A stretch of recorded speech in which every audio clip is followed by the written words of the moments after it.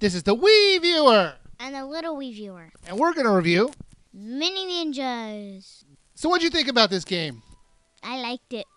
I liked it too. I love the look and feel of this game. Even the opening cutscenes were fun to watch. They did a good job of sucking you into the story. The basic story is this. You play as Hero, the worst possible candidate to go save the world. But your master didn't have a choice after the others he sent out to stop the evil that was upon them kept disappearing without a trace. The master has discovered that an evil warlord is turning all the animals into soldiers for his army. So he sends you and your friends out to search for his missing students and stop the evil warlord's plans. It's weird. The whole time I'm playing this, I kept thinking of the game Okami. I don't know why. Maybe it has the same feel, and that's definitely a good thing. And speaking of Okami, it's like an Okami game for children. What'd you think of the level designs?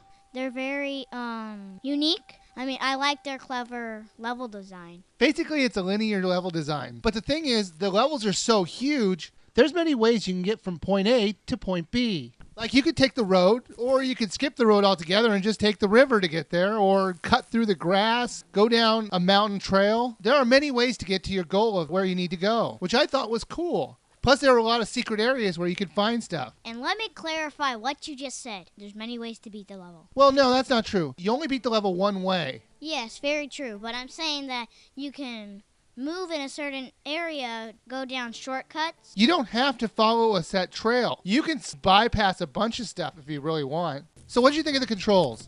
I think they're okay. I actually think they're better than okay. I didn't have one problem with the motion controls at all. I think they all worked perfectly. And that's pretty impressive for a third-party developer. Well, you know how you can take out your hat? Yeah, you mean with the swipe of the nunchuck?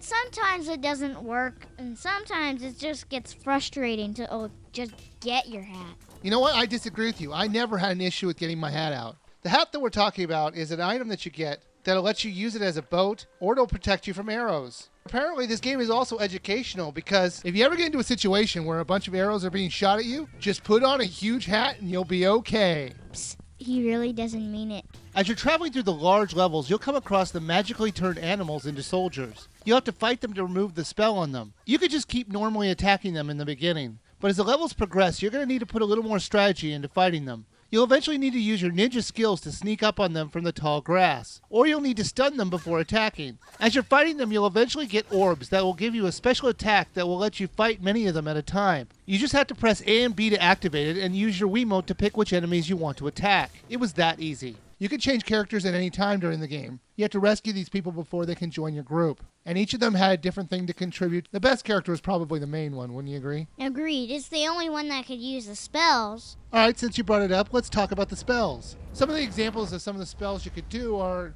you could jump into animals and use them to attack or find hidden items in the worlds. But oddly, when you jump into a bird, you can't fly. I was looking forward to flying around the level, but they wouldn't let me do it. That seemed like a mistake. You should have been able to do it when you're in a bird form. There's also fireball spells, and what else?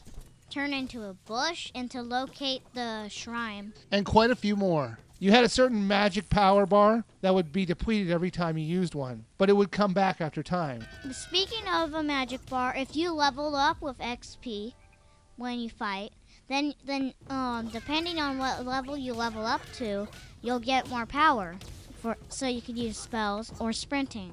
That's right, the more you fight in this game, the more experience points you get, and that upgrades your attributes. As you're going through the levels, occasionally you'll come up against a boss character. What'd you think about those fights? I think they were pretty clever. This one where you have to stand behind a pole so a giant statue thingy would be stuck. And then you would have to climb up his sword and attack him from there.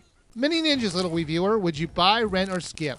I think it's a buy, because the game is awesome. Okay, I would agree with you. The game is awesome, and I think it's definitely worth a buy.